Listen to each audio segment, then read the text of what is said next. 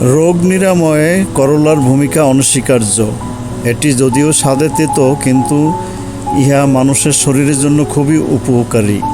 বিশেষ করে যাদের ডায়াবেটিস আছে তাদের জন্য করলা খুবই উপকারী। এছাড়া রক্তের ব্লাড প্রেশার ও হৃদরোগের ঝুঁকি কমায় এই করলা।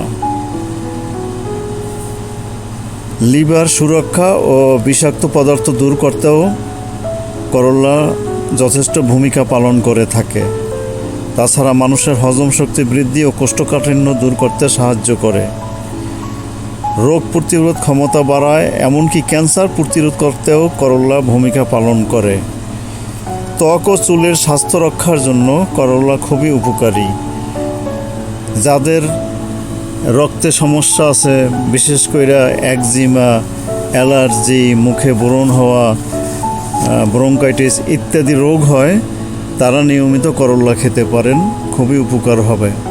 তবে মনে রাখতে হবে, অতিরিক্ত করলা খেলে পেটে সমস্যা সৃষ্টি হতে পারে। তাই মোটামুটি মাত্রা মতো করলা খান। ভালো থাকুন, সুস্থ থাকুন। সবাইকে ধন্যবাদ।